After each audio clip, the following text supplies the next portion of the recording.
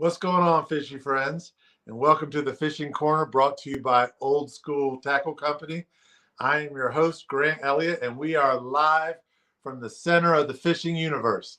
Today, we are going to take a little trip down the road south of me, about an hour and a half south of me, and talk about the fishing in the lower Chesapeake. And we have three gentlemen, two of which you guys have seen a few times on this show, but a special guest as well, and Captain Drey. But let's bring these guys in. I really wish there was just a button to have everyone come in at once. It's always kind of awkward to bring everyone in one at a time, and I'm always worried Cole's going to get his feelings hurt if I don't put him in first. Or... Not at all. You can just mute me the rest of the time. Yeah. So with us tonight, guys, we have Cole Langley with Desperate Measures. We have Captain C.L. Marshall, who tonight is going by Saxus Islander, and he fishes with Tangier Sound Charters. And then Captain Drey Thomason with Thomason Tradition Sport Fishing. And Drey, you being the special guest for the night, can you tell us a little bit about yourself, how you got into fishing, why you got into charter fishing, and then tell us a little bit about your business. And I'm going to put some pictures up while you're talking, so don't feel the need to address that particular picture, just to give people some kind of background. Yeah, certainly. So, got into fishing at a young age. Family's always fished, grandfather, dad, obviously. We didn't have any charter background growing up. Always a dream of my dad's. That's my dad there, Captain Brian. I was the only one that was able to stick with it and actually make it happen. I think it was about 2019 when I went into guiding, so going on 5 years now. Reason I obviously got into, it's a dream job. I mean, we have our bad days, but even the bad days are still good days. Definitely love every part of it. Wouldn't take any of the bad days back. Definitely no regrets on going full time with it. My dad, Captain Brian, he started working with me about 1.5 years, 2 years ago. He's got a really nice boat set up as well. It's been a really good addition having him out there with me. So, a lot of the time we're both out there on the same days, able to cover water, whether we're going opposite directions or however we're working that day. Definitely helps out having him out there with me. We do all light tackle stuff, same thing as, Cole and CL, a lot of shallow water for the rockfish and trout. My big thing is definitely the big drum and the cobia. I try to do that year round if I can, and then switch back to the rockfish in the wintertime. But definitely a blessing being able to do it every day and meeting all the clients, and been a lot of fun. Well, thank you for that, Drey. And we know, Cole, who looks like he's in a witness protection program tonight because. Sorry, it's not what I'm used to. Like I say, it was too cold in the barn. I'm in the house. But we know Cole's kind of a mouth of the Potomac, so he's covering a lot of the northern end of the lower Chesapeake. CL fishes in the Pocomoke Sound primarily. CL, I apologize if I'm missing your geographic area, but Captain Drey, can you tell us a little bit about the areas that you fish in, because they're kind of diverse? Yeah, so I do move around a little bit with the boat, but our home base is Solomons. Solomons or Point Lookout. Point Lookout's probably only about a 15-minute difference for us. So I fish a lot of the same waters Cole does, depending on times of the year. We both try not to go very far north unless we absolutely have to. We're more running south. Obviously, we try to find them right out front is what we always call it, but, right out front of that western portion of Point Lookout to Solomons. But more of the time we're venturing down south, a little further down to the northern neck region right across the line. For the drum, we do a lot of drum down in the Cape Charles area, down there by the tunnel. Generally April to July, that's where my boat's at. But for the most part, our home base is going to be out of Solomons. So. Well, I know I have some friends, actually a few of them have been on this show, and Robert Figliozzi and Sam Azalea, that have done some trips with you down there in Cape Charles, and they've come back with smiles from ear to ear saying how much you guys tore them up. We weren't talking to CL enough, so he just left. He's like, you're not going to pay attention to me. I'm out. Yeah, I'm back. But guys, real quick, here's what we're going to do tonight. Here's the prize. All right. My lights are a little too bright. I think you're supposed to have bright light, but I may have taken it a little bit too far. We got a prize pack from Old Skool Tackle Company tonight. These are 9-inch OG eels, which are deadly on these big fish right now. I felt silly when I reached out to Brian with Old Skool, and I was like, "Hey man, can you make a 7-inch one?" And he was like, "Dude, just cut 2 inches off the top of it." They're like cylindrical. They're not like a BKD, so you really can turn that into a 6-inch bait real easy. So this is the prize, and here's how we're going to do it. For question of the night, Cole's going to pick one. Cole's on here every month. He knows it well, even though I know Cole and CL are not going to remember the name of the guy who asked it. It's correct. You can tell him a million times. All my guests, remember who asked you the question and write it down. I think it's happened once. But CL's going to pick a question of the night. Cole's going to pick a question of the night. And Drey, you are going to be the tiebreaker. So whoever you choose out of those two will win the prize for question of the night. And the audience, for everyone at home watching, looks like we got a little bit over 20 folks watching now, 24. Go ahead and start asking your questions now, because we tend to be a little bit long-winded with questions. So sometimes, we don't get to all the questions. So go ahead and get them in now if you have a question for any of these three fantastic captains, all of who can tell you how to catch a fish in this freezing weather right now. Right, gentlemen? Yeah. Can't tell you where to go. We can tell you how to catch them. Levels of excitement on that question. Yeah, we can tell you how to catch them, but well, let's talk about it, guys. I mean, we had a December to remember. CL, since the last time we talked, I heard some of those big ones went down into your area. Is that correct? We had some that were a little bit south. Just like Drey said, right around that Maryland-Virginia line, there was some. I was running out of Deal Island and running over there where those guys are. That's where I've been fishing. And I was there one day and I looked and there was that Desperate Measures boat beside me. What the devil is this? So desperate. I know. I was the one that was desperate. You knew you were in the wrong place then. Hey. Yeah. But we definitely it's fun to fish beside him, that was for sure. Definitely professional, and you could tell that he really cared about the folks that he was with. So that was kind of cool to see.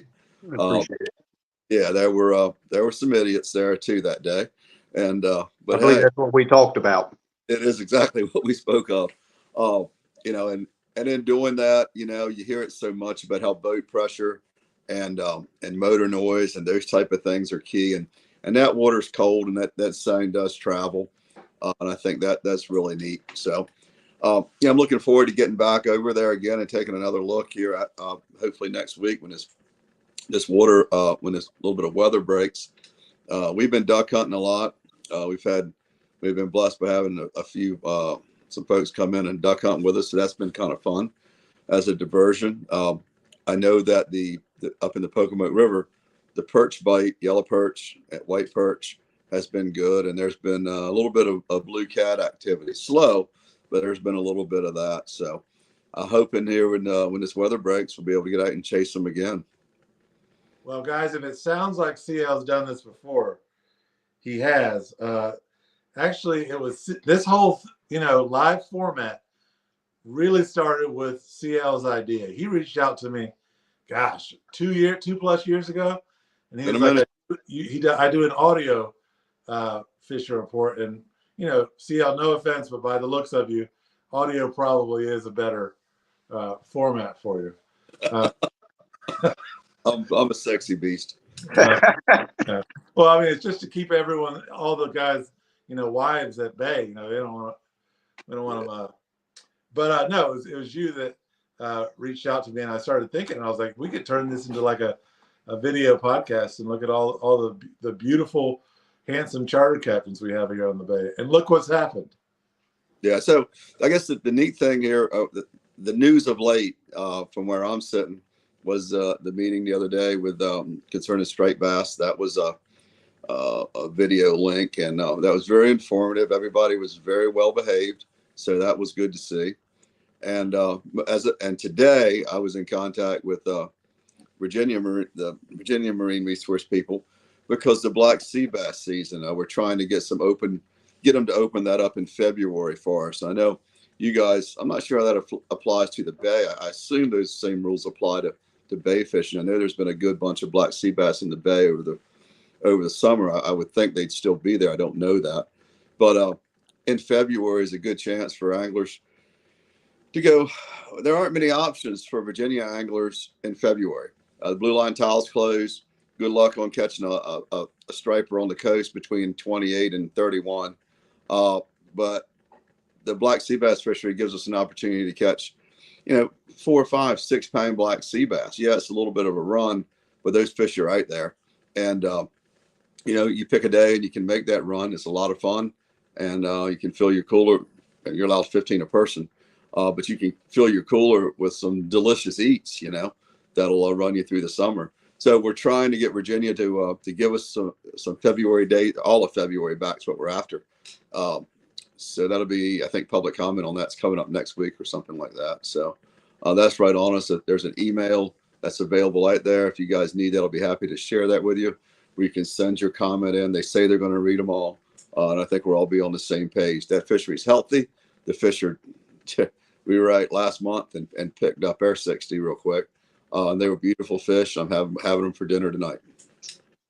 Well, you mentioned something about, a month being difficult to fish in Virginia. And, I have jokingly started the show now with saying the center of the fishing universe here in Maryland, because the last few years, Cole and Drey, we got to say, like, our 12-month fishery has been, pretty phenomenal. Yeah. Yeah, no, it's not very many. Well, I don't know. I don't think it's very many places you can fish 12 months out of the year and legitimately planning on going and catching something, having a good day. Yeah. Drey, I'm going to let you answer the first question we got coming in from Justin Burns. It says, any tips for next week when it gets warmer after this deep freeze? Will the fish only be deep with a picky bite? So that's going to be tough to say. We'll see what happens when we get out there next week. I think with the warmer temperatures, I definitely think later in the afternoon and towards, early evening, we're going to have a little bit of that action, hopefully like we had earlier in December, where we have a little bit of the birds and maybe some fish rolling on the surface here and there. I'm not sure if that'll be a possibility or not. I do think with the warmer temperatures next week, things are going to fire up a little bit better for us. I do think if you're looking for them, definitely look in the deeper areas. That cold that we had with the few degree drop, a lot of areas are in the 40 degrees. Some of them are a little bit under, I seen when I was looking at some of the buoys out there.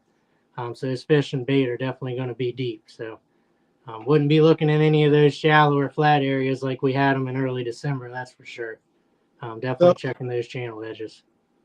So, Drey, I've heard you and Cole and a lot of guys that know a lot more than I do. We'll talk about that 40-degree mark, right? That we drop below that and the fish get really lethargic. What's your experience when we drop below that in, let's say, January, like we are now, and then we come back out of it, let's say a couple weeks later? Do the fish respond, or are they still does the metabolism sort of slow down? In previous years, we really didn't have a lot of snaps like that. A lot of people ask me what was I doing in February and March. Well, we really didn't have an open water bite that, the last couple of years anyways, that we were able to guide off of consistently. We could run to the power plant, catch a couple fish the first hour there, but besides that, really kind of non-existent bite the last couple of years. But last winter, we had a few cold snaps that made things slow down for us, but for the most part, it stayed warm all winter. And the fish just never stopped. All the way up till the last day we were allowed to fish, we were out there catching them in open water. So I think it really depends on how cold, I guess, it stays, or how long it stays cold for is a better way to put it. If we get 2-3 weeks of this cold front, I think it's going to kill things for us for the rest of the winter, definitely make things tough. If we keep getting these warm spurts come in, I think it's definitely going to keep the action good enough for us to be able to fish off of. Not going to be as good as the first 2-3 weeks of December, obviously, but so many fish in the bay. As long as the water temperature stay halfway decent for us, I think we'll be doing all right.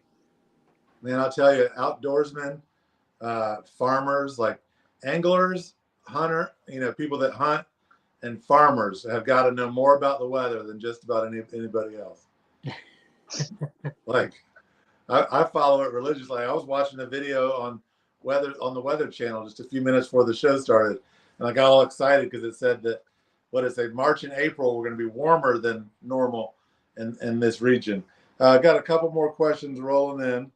Let's see what we got here. Michael Cool asks, what problem will the Conowingo Dam release cause? Whoever's familiar with that most, chime in. I think that's more of a northern bay thing, but maybe either one of you guys feel confident in answering that one? Yeah, I don't have a clue. I don't know. I don't think it affects our portion very drastically. Maybe up, a little further up past the bridge there, but yeah. Michael, I mean, this is pretty much Solomon's on down, and most of the time in this area, if there's a water clarity difference from opening the dam, it's so slight that we wouldn't even notice it. Now there are other things that cause water clarity issues. Wind, really high tide. Anything else that I'm leaving out, guys? And what about floating debris? Does the release of that dam throw logs and all other types of debris up your way?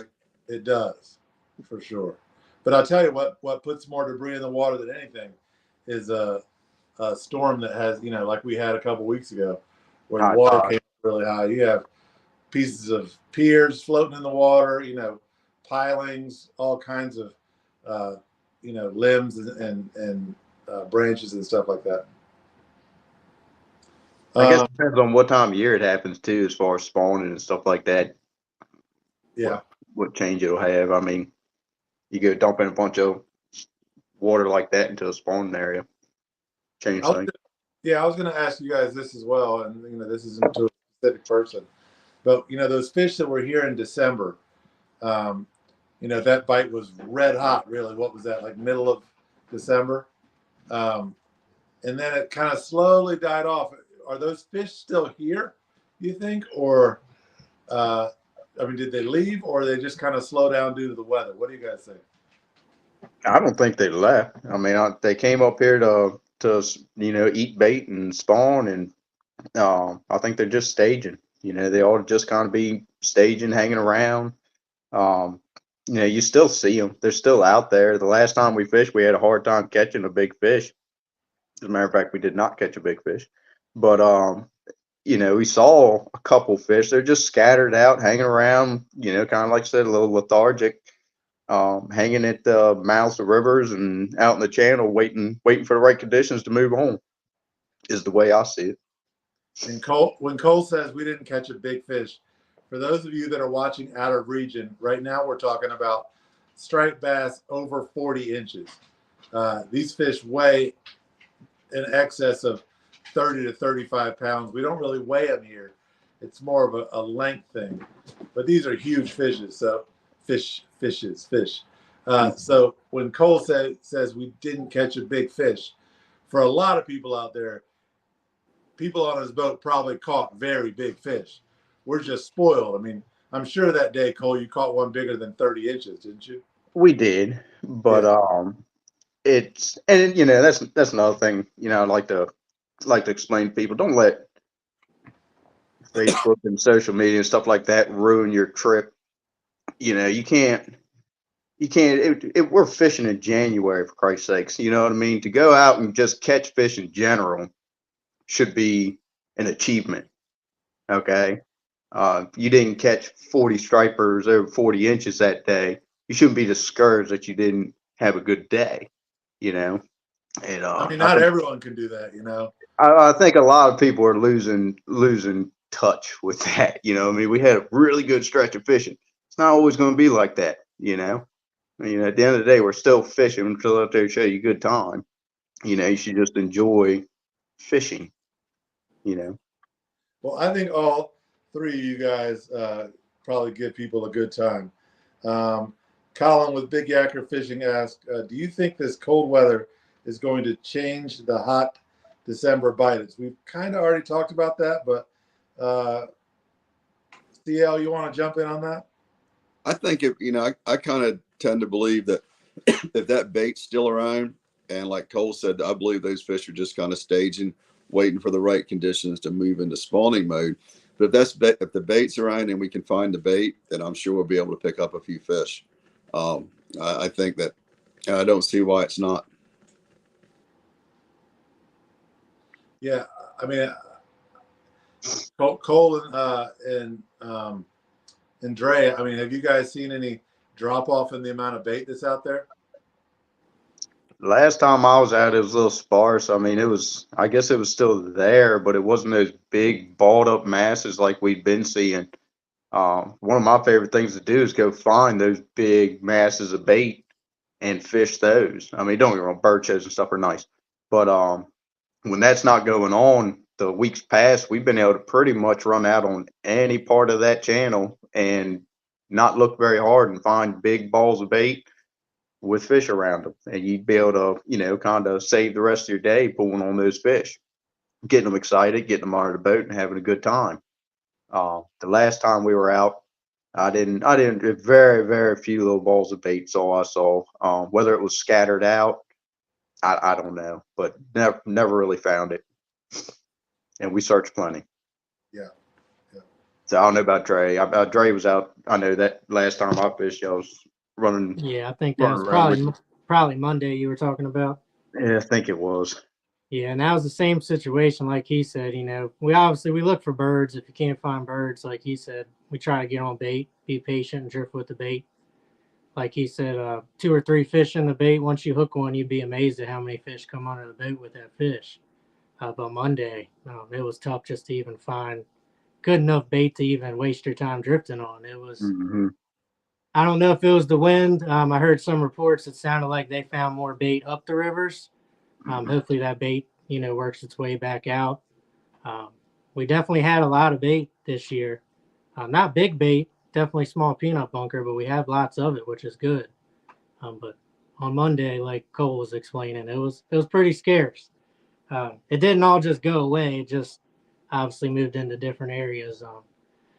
Wasn't anywhere in our zone. No.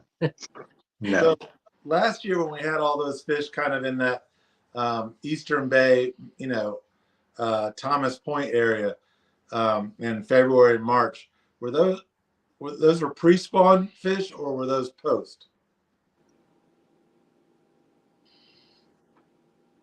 I'm sorry, I didn't hear what you were saying. You remember last year when we had all those big fish in like late winter, early spring? Yeah. Those were. I'm trying to put together a timeline. Those are post-spawn fish, right? Yeah, I was saying post-spawn. You thinking pre-spawn? I mean, in February, kind of makes. I don't know that far up north. That bite was weird for us last year because it never really kind of stopped. I was kind of interested what happened in April. Obviously, we weren't out there to see, but that's why I was thinking it was more by March time. It was post-spawn fish because by April, it seemed like those fish were pretty well moving out. Just me? Yeah. Okay.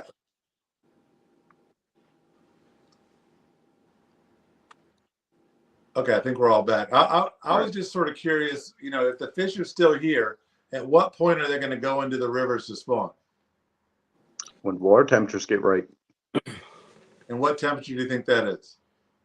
I forget, what is it, like, apparently all those fish are gone by, what is it, 62 degrees or something like that. You can pretty much figure on every rockfish spawned and left by that time. Right. I think CL can. I know down where I am in the spring, we're talking April. I'm fishing in 58, 57, up to 60-degree water. And we're not targeting rockfish by any means. We're trying to catch the red drum and the lichen. But we do encounter some. And all those fish that we catch then in April are post spawn. They're lean and they're beautiful and they're hungry. Yeah. So these fish that we have in Maryland waters and Northern Virginia waters, at some point relatively soon are going to move into the rivers to spawn. And then we'll probably lose that bite for a little bit and then hopefully pick up on it again when spawning is over. I'm just kind of trying to put together a timeline.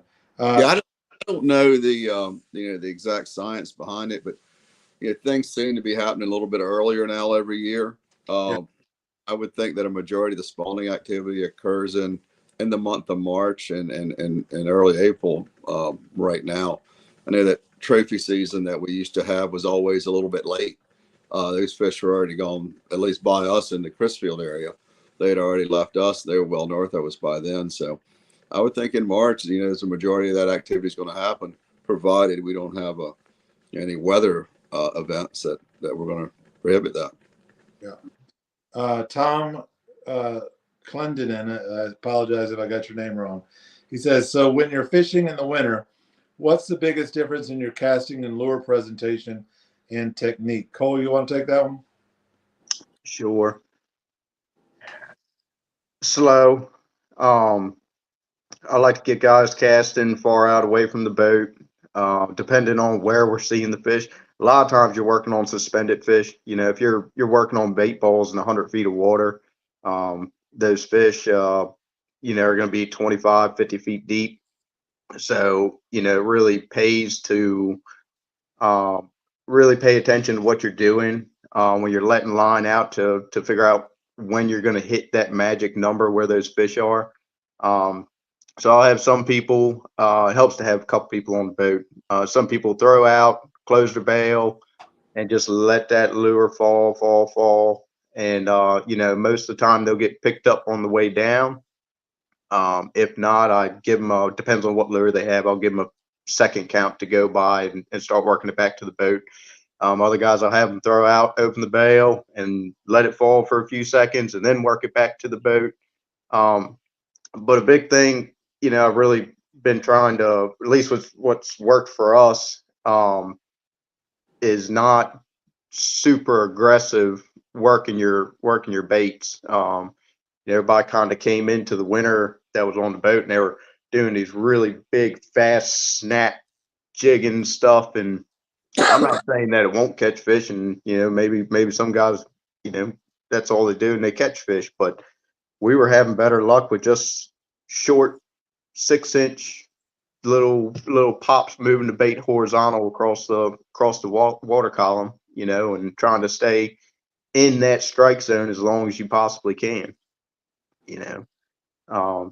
Another thing's changing up your head weights. I'm using a lot of 1.5 ounce and 2 ounce stuff. It all depends on where the fish are that day. Some guys are breaking out 3 ounce and stuff like that. Not a huge fan of it with a suspended fish. I'd rather have something that's going to be a little lighter and stay in the strike zone a little bit longer.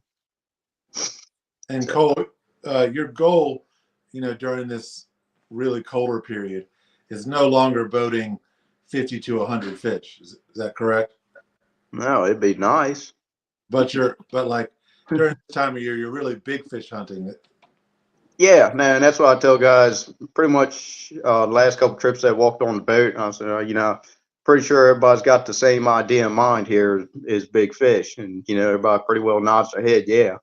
And, so yeah, that's the ultimate goal this time of year is big fish. But at the same time, like I was saying earlier, we're going out in January to go fishing and catch fish too, so don't get your hopes up on only catching big fish. There's still other fish out there to catch, and we're going to do our damnedest to find big fish as well. But I'm not going to run by fish to go catch just look for 40-inch fish. If there's some smaller fish on the screen, we're going to fish on them too. I think social media has a lot to do with that. They look on the whatevers, their Instagrams or Facebook, and they see people holding up those big fish, and they think it's just easy to go out there and get them. And that's not an everyday occurrence. We've been blessed with what we've had and been very fortunate. But, the fact of the matter is, you end up catching a lot more of them, a little bit smaller fish, and those big fish sure are nice, but that's not, at least for me, an everyday occurrence. Right. Drey, this is Sean Diggity from Florida. He says, do you think you'd find the same success in another fishery? I don't know, Drey. You're a pretty good fisherman. What do you think? Depends on what he means. I mean, success business-wise or just fishing-wise. Yeah, I feel pretty confident. You know, I could catch fish pretty much anywhere I went. I don't think I'd just show up and catch them right away. It's going to be a journey and figuring out the fishery, you know, figuring out good fishing areas, what they're eating. You know, Florida, for instance, is almost an opposite of what we're doing. We're spoiled throwing any kind of lure and jig head we want.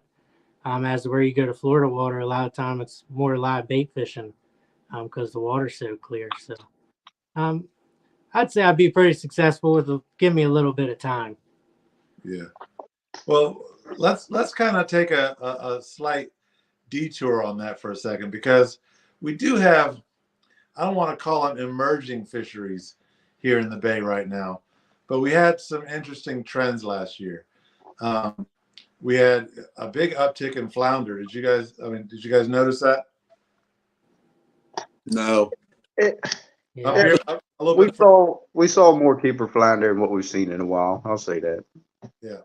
And from what I hear, I didn't experience this as much, but we also had more puppy drum. Yeah, actually, was talking to CL about that a week or two ago. Just getting his thoughts, because he's it's kind of more of a regular thing for him than what it is for us. Also, seems like it's every couple of years. I mean, I remember it being like that when I was a kid. One year it was just more puppy drum than perch and stuff like that, like it was this year.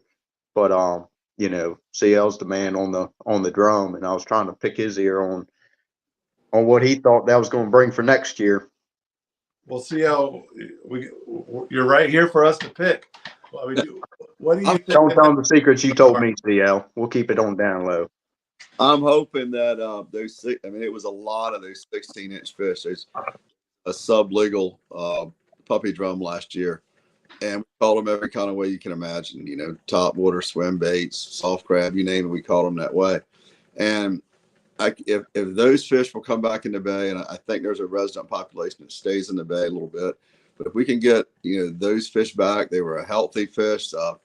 It was plenty of them. Those fish should be in the low 20s, and it would just be stellar. It would be an amazing fishery for us. Fingers crossed that happens. I mean, it's nice to have those options, be able to go catch a bunch of bluefish and move off and catch them, and pick up a speckled trout or two along the way. It's just a nice mixed bag for our customers. We all look for something like that. Right now we're all one trick ponies, with these striped bass, and that's a wonderful thing. But in the late fall, specifically for those puppy drum, there's a good chance not only to catch them, but to catch several other quality species as well. It's my fingers are crossed that they come back. That's for sure.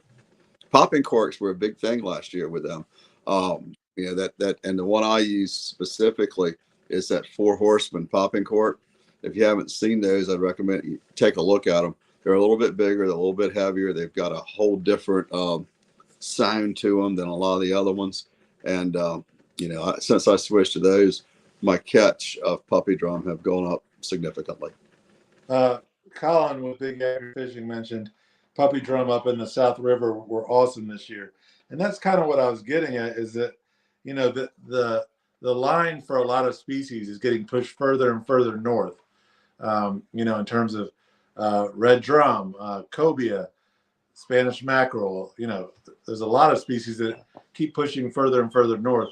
CL, what do you think it's going to take for puppy drum to sort of have more of a consistent year in and year out fishery? Is there one element, or is it just a complete crapshoot?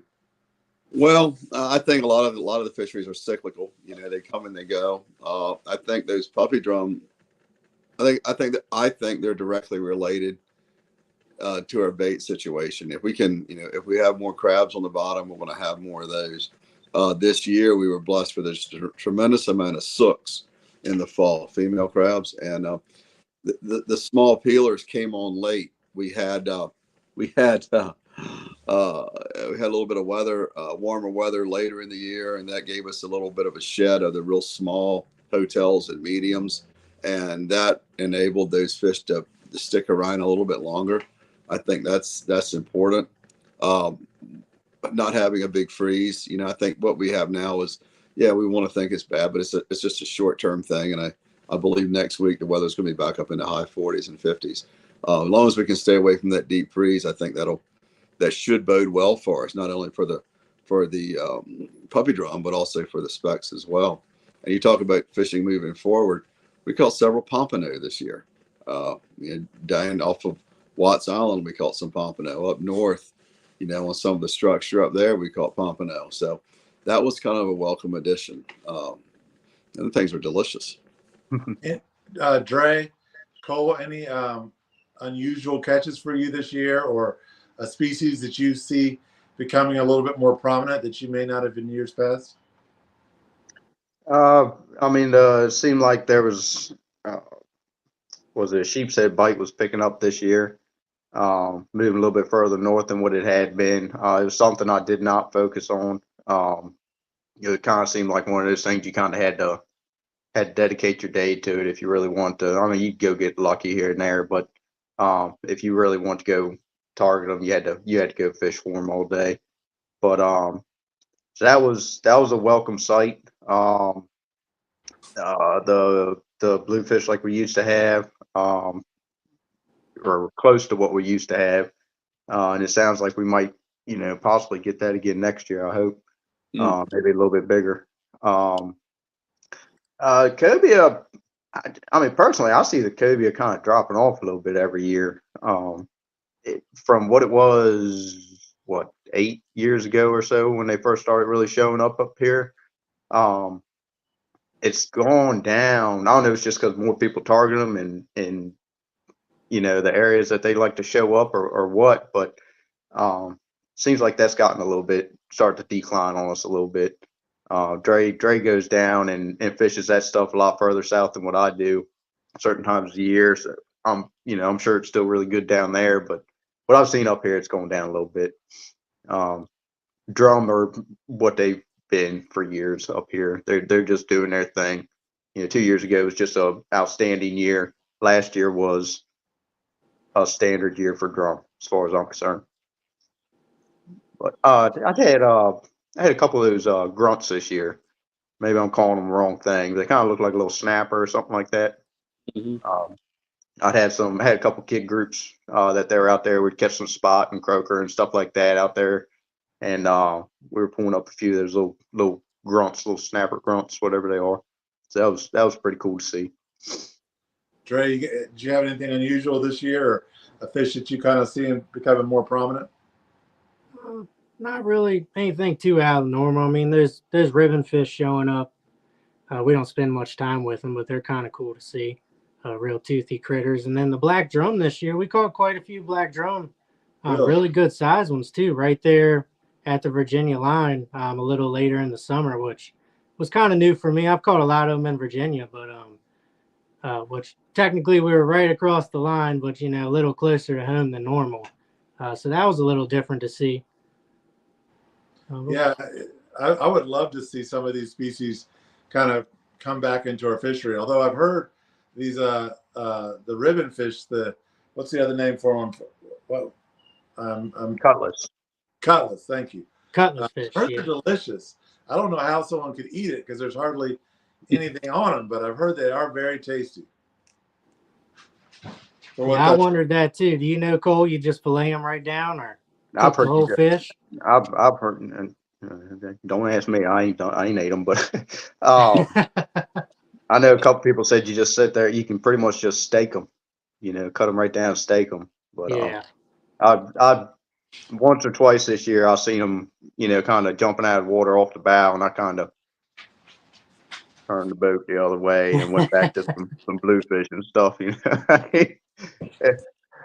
I called we have like every year's kind of a year of something. 2 years ago definitely was the bull reds. Last year, I mean, I know it doesn't get a lot of people excited, but it was the year of the bluefish, man. We had so many blues, and I think if you get them fresh and you smoke them, that's good table fare. It's just me. A lot of people don't like them, but yeah, we had some tank bluefish come up in the bay last year. Yeah. A lot of fun to catch too with the light tackle. I mean, we had some days down there by Cole. We were sitting down there with the motors off for, an hour, 2 hours, throwing top water plugs at those guys, just having a ball with them. I think the top waters is what was the craziest thing about it. I mean, later on in the season, you could get back there and you wouldn't even really mark very much. You just start kind of getting in the areas where you knew they were and start throwing those top waters, and the whole place would come to life. It was pretty amazing. Yeah, it was a lot of fun. It was hell on top water, but I don't know how many of those went through.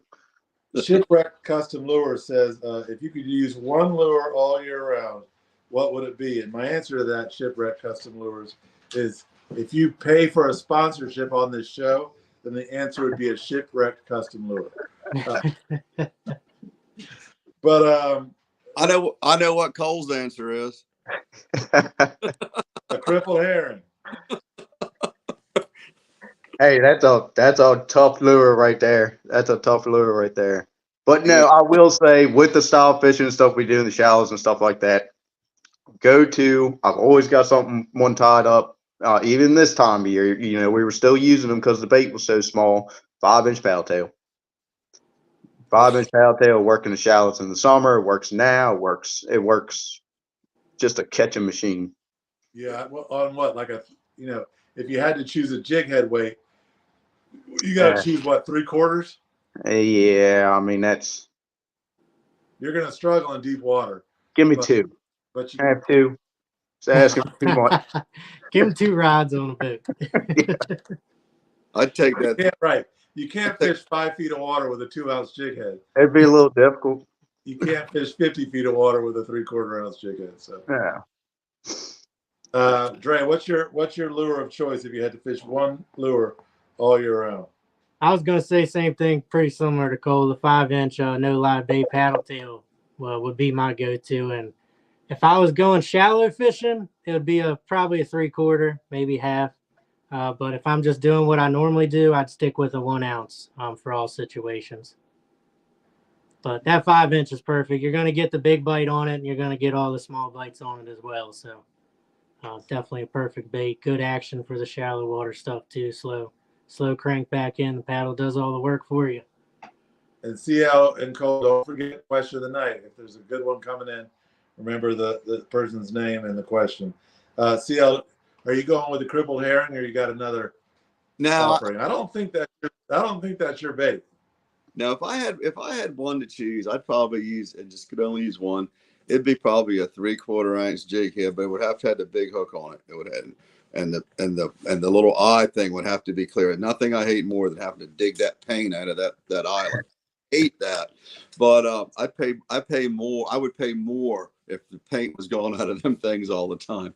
But I would use a 3/4 ounce jig head and probably that 5.5, 6-inch swim bait in a pearl or white color, and I would stay there and use that. But if I could use soft crab all year, I'd do that too.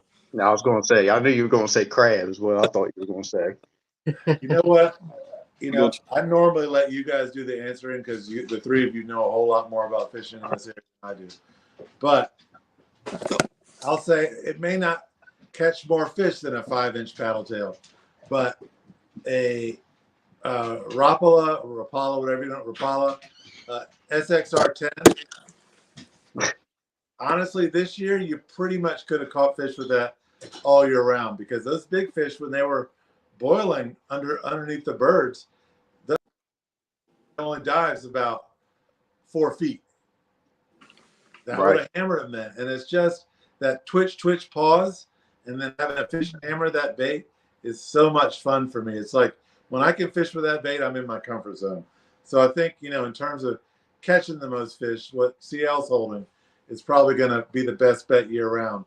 But in terms of my comfort zone and my fun bait to fish with, oh yeah, that storm shad is a good one too.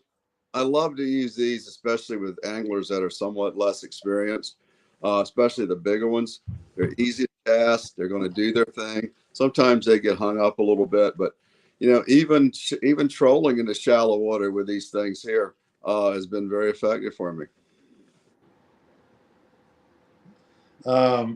Other questions coming in, probably going to take us for the rest of the hour, it looks like. But guys, please get your questions in because we might have a couple of more spots to get questions. Kevin Pauly asked, what is your perspective on the menhaden fishery in Virginia? Are there more menhaden in Maryland where reduction fishery is not allowed? So that's kind of a two-parter. CL, I think you're the best person to answer the first part, and you can take a crack at the second part, or one of the other gentlemen can. I'm 100% against the menhaden fishery in Virginia waters. And I don't know why. It may have something to do with the menhaden fishery. I'm not sure why, but in the latter part of this year, those fish that we've been catching have been up in Maryland.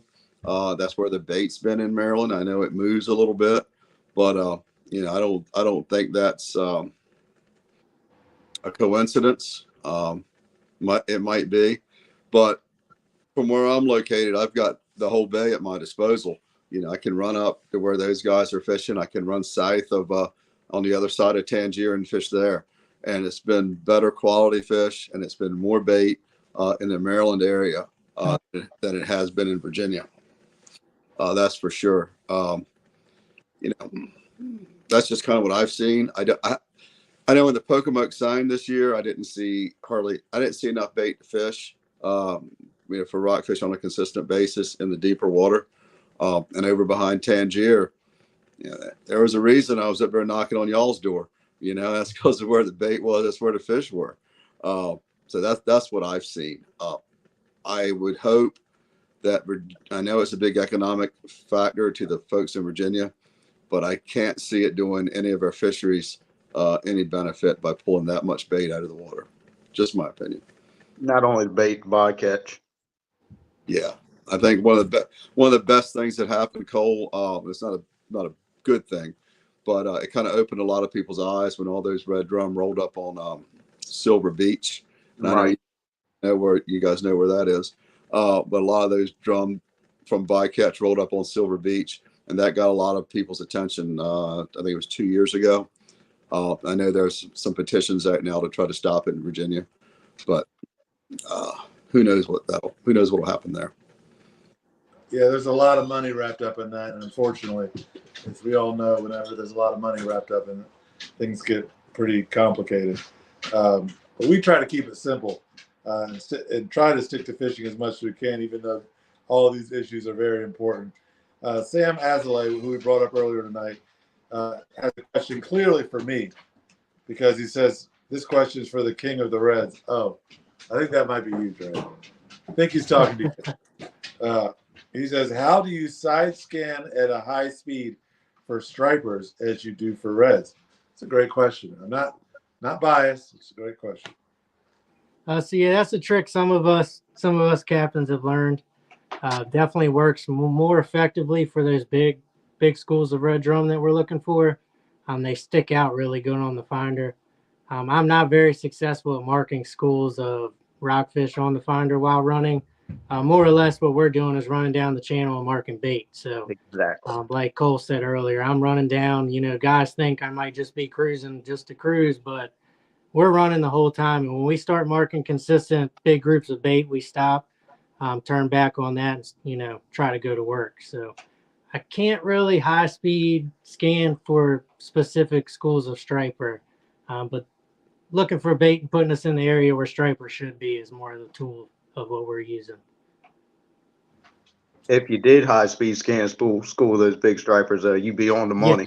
That'd be a heck of a tool. I think we're just spoiled with that, with the number of drum in those schools is why we're able to do that. Mm-hmm. We're not, these schools of striper, we have better numbers than we ever have, but it's not a football field of 40, 50-inch stripers like, we have these red drums. So yeah, I mean, you guys the know beautiful thing of the slot protection. You guys know this way better than I do, but I remember at the mouth of the chop tank one time last year, the school of red drum caused a wave.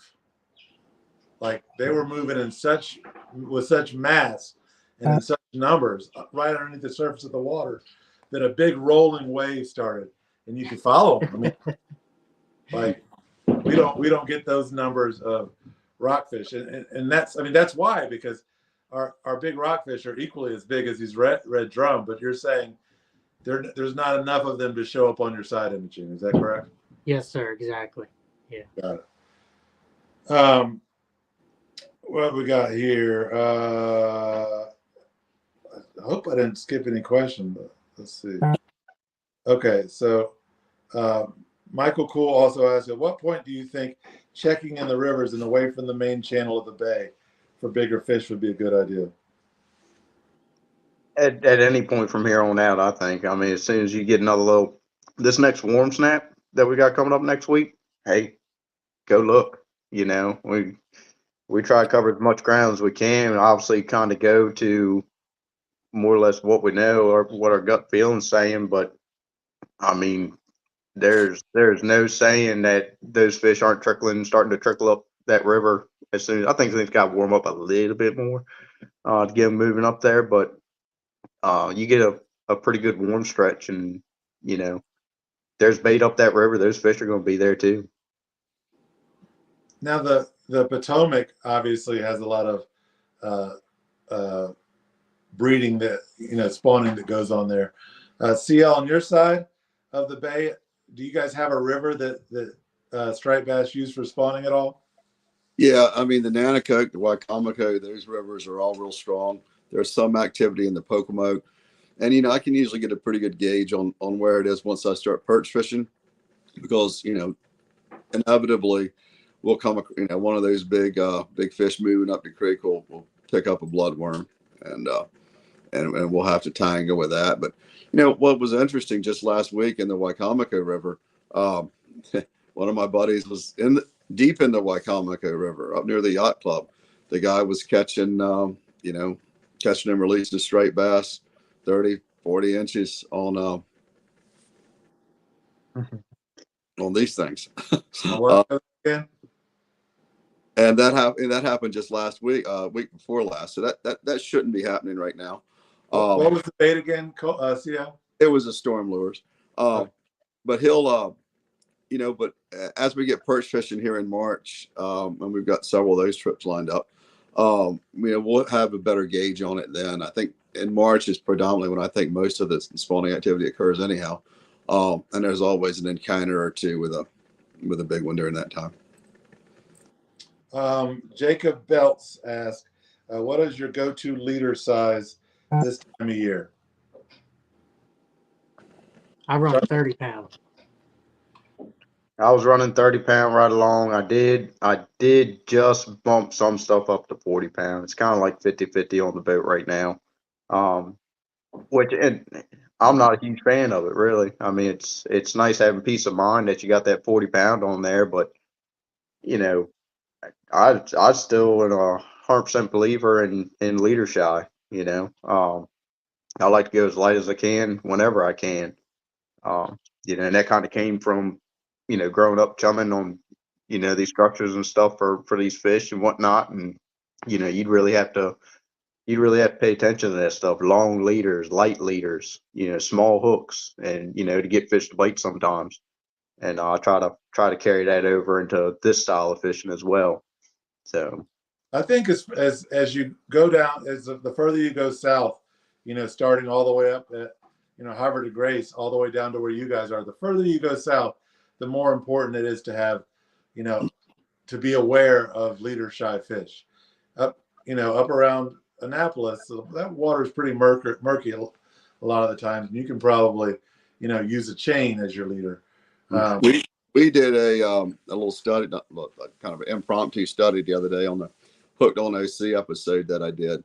I use a 25-pound pink Andy. That's what I use, and I probably a little bit longer leader than a lot of people. 8-10 feet, and we were fishing just outside in the Pocomoke Sound, and that water was somewhat stained, but you could see that leader material disappear. Where the braid, you could still see that, and it made a big difference. And I know that in my experience in using that leader material, specifically the Andy pink, we tend to, I don't use fluoro, it's just a regular mono.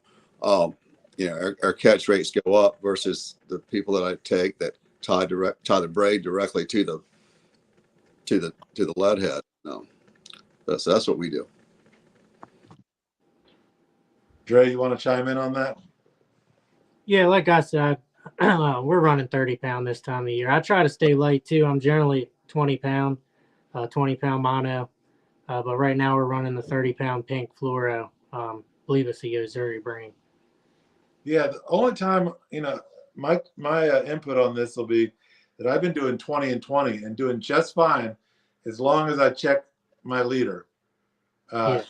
Like if it's fresh leader and, you know, doesn't have any nicks in it, or the, you know, the fin hasn't jumped up and hit the braid, that 20 and 20 has been fine for some really big fish. But, you know, if I've caught several on it and I haven't checked, I have gotten broken off. But it seems like when my line and my leader are good, I don't have any problems. Now, going to 30 and 30, that would probably, you know, make it so I didn't have to check as much. But I definitely don't think you got to go to 30 on your braid. You know, I think you can pretty much hang at 20 on your braid. That 20-pound braid, it takes a lot to break that. You know, but you know, 30-pound leader this time of year it should be your all around good to go. Jason Penn asked if you could suggest one thing to make us better at reading electronics, what would it be? Oh man, Drey, I should have accepted your offer to send me pictures on Sonar. So, Humminbird does get some cool pictures. Yeah. Stare at it every day, all day, and then stare at it again, and then go back out and stare at it again. Yeah.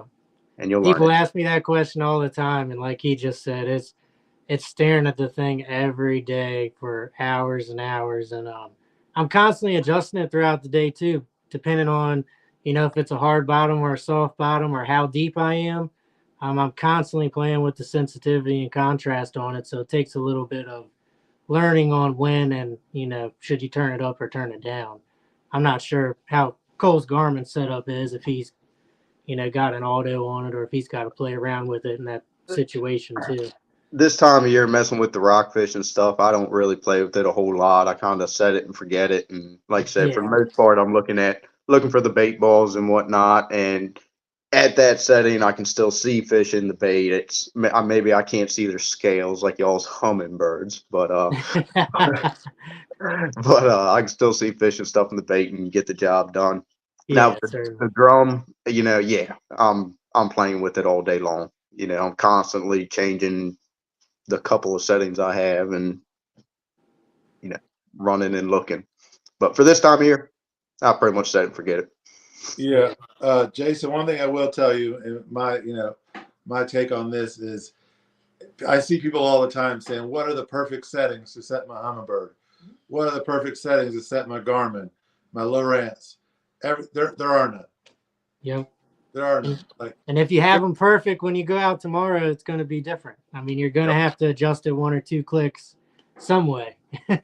Anybody that tells you they have perfect settings fishes in a lake that's like a swimming pool, 5 feet across the bottom. All you know, right.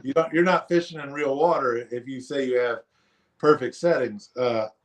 That's part of it. I think that's the best advice I can give you, Jason. You go out with general settings that you're comfortable with, and then tweak it from there.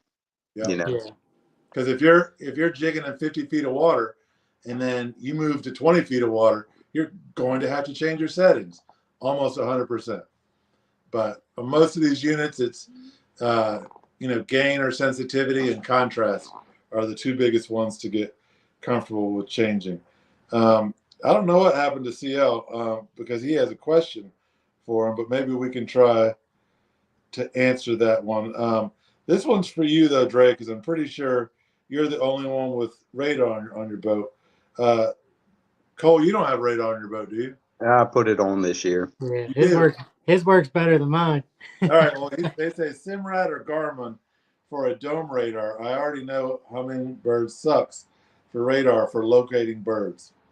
Okay, maybe for locating birds, but for other stuff in terms of safety stuff, my Humminbird radar works great for safety. And like I tell people, on a clear day, that's not my tool for birds. I might leave it running.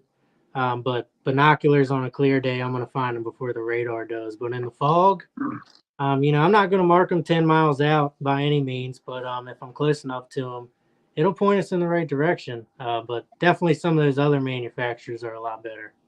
Hummingbird's not the best when it comes to the radar in their division. And a closed dome radar, you're going to be limited on what you can do anyway. I mean, if you can pick birds up 3-4 miles out, you're doing pretty good on a closed. You have Garmin. I jump on the Garmin. On the big boats, we got the big open array Furunos and stuff, and I run them, and that's just cheating. That's good. That's some good stuff, I've been out there before, and I'll call Dad. Hey, what you seeing about 4, 5, 6 miles that way? Oh yeah, here they are. Them guys will tell you if they're sitting on the water or flying. Yep. They can all but count the birds on there. But so it's a big difference between open array and closed dome radar. But I got the Garmin XHD or something like that on there, and I went with the Garmin so it would tie into my Garmin unit, so I can do an overlay on the map, which is really helpful when you are running out and you mark birds 2 miles. You can kind of look on your map where you're marking them and say, those are across the channel on the flat over there. That might be sea ducks, or a group of sea ducks that got up, or birds working on loons or something like that. You can kind of helps identify what depth of water those fish are in too, which I really like. So, but yeah, mine's, consistently pick them up 3 miles. I've picked them up about 4 miles with the Garmin. And it helps. It helps out a lot, especially in the fog, safety wise. It was a, kind of silly not to have it before now. All right, we got 2 more questions. One of them was for CL, but we'll do our best. Hey CL, can you elaborate on tactics and bait used for the black sea bass, please? Which one of you guys caught more of those this year? Probably cool. Yeah, I mean, it's black sea bass. They are not a picky fish. That's one of the great things about them. When things slow down, if you're having to grind things out this summer, you could pretty much guarantee you could go find any stone pile, wreck, structure, anything, and drop a metal jig down on it, and you were going to catch them. And if you're a bait fisherman, squid. We'd put some squid on and drop it down. You got them 2 at a time. But it was a lot of small ones. We still got a lot of small ones. You had to catch 100 to have a keeper size some days. What we have seen is that, getting to a spot that hasn't been hit recently, you generally ended up catching the bigger ones first. The first 2 or 3 you caught were the bigger ones, and then the small ones would move in. Then it was time to go. But metal jigs. I don't care what metal jig, just get something metal down there, and you're gonna catch black sea bass. Yeah, I was fishing with Pete, Walleye Pete, earlier, or not earlier, a year or so ago, and he was recommended, instead of like a big snap jigging movement with the black sea bass, more of a subtle tap. Yeah, just drag it along the bottom, pretty much. Not drag along the bottom, but yeah, just a small little pickup off the bottom, get that thing to flutter around, and you're gonna catch them. All right, one last question from my buddy Kevin from Bass Rack Outdoors. He asks, what are your thoughts on the cause of influx of shrimp in recent seasons, and specifically seeking out or finding those schools to fish on? I wish I could find big schools of shrimp. I'll be taking some home to eat. Yeah, I mean, have either one of you guys found enough shrimp to change your fishing patterns at all? Not really, not shrimp. Yeah. I mean, I think we're just a shade above that. I'm sure somebody's gone out locally and found a big pot of shrimp one time, but consistently to say you're going to go out and fish over shrimp and change your fishing tactics, I don't see that up here right now. A couple years ago, I don't remember if it was 4 years ago, 5 years ago, something like that, we had a real big push of shrimp, and it was mainly on the eastern side, but we had quite a few on this side too.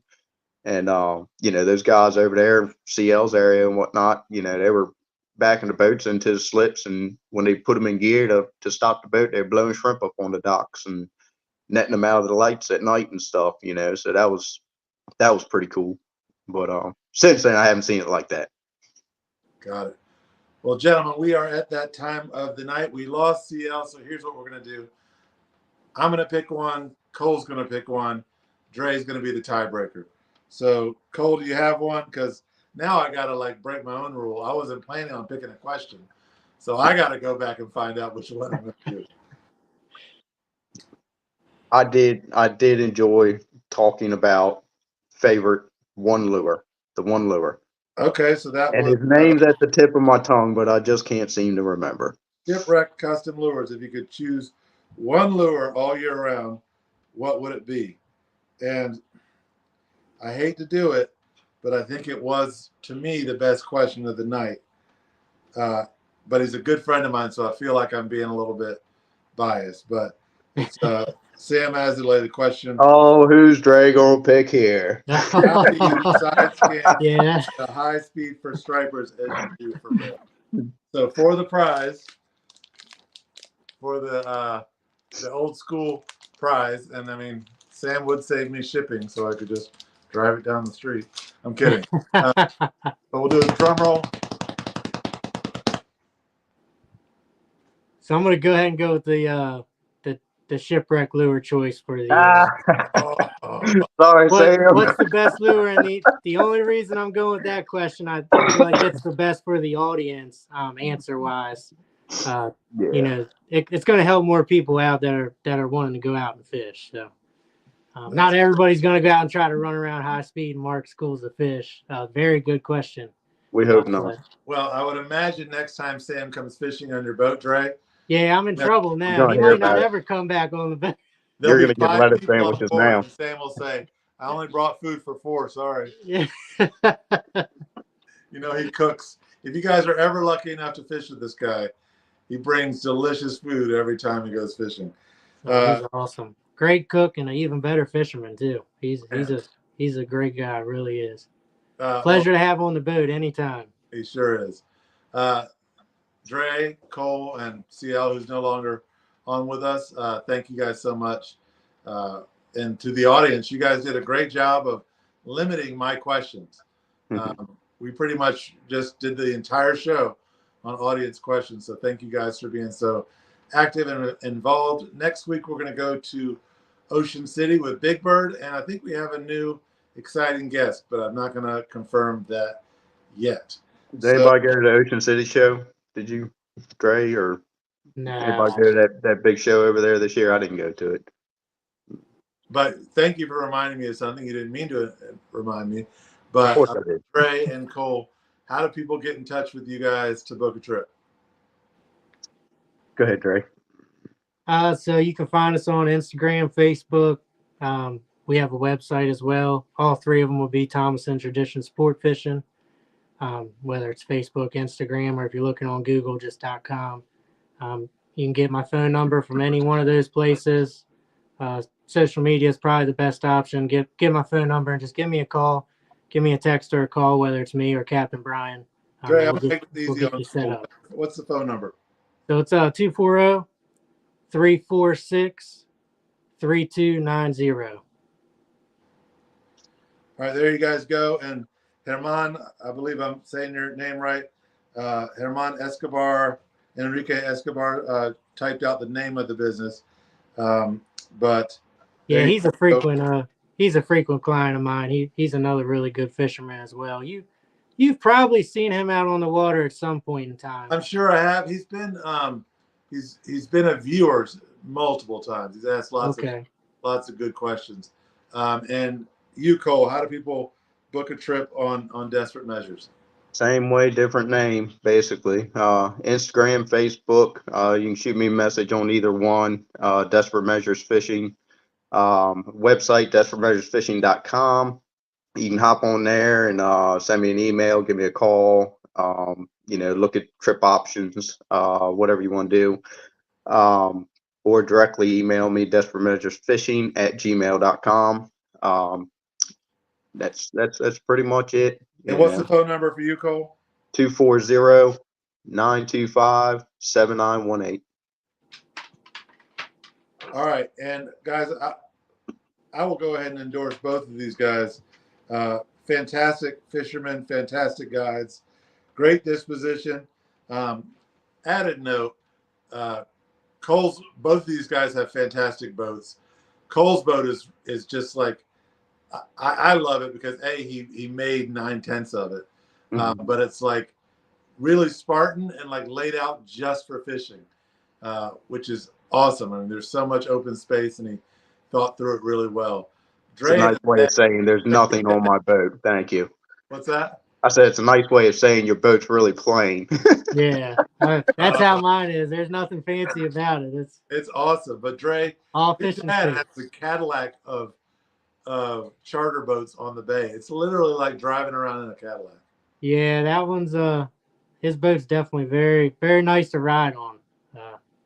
Very luxurious. Call boat. yours plain, Drey. No boat can be plain that has a cobia tower on it. Yeah.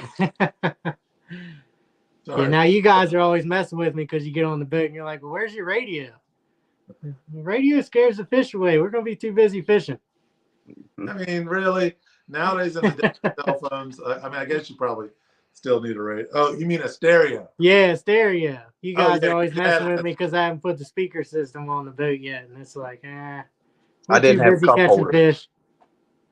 Yeah, your dad has a stereo like better than most people's car and house put together. But anyways, thanks so much for watching, guys. Hit these guys up to put you guys on some big fish. We'll see you guys in the Ocean City show next Tuesday. And I think all of these shows are going to be moving to Tuesday from now on. So check us out on Tuesday. Thanks so much for watching, everybody, and we'll see you next week. Y'all take it easy.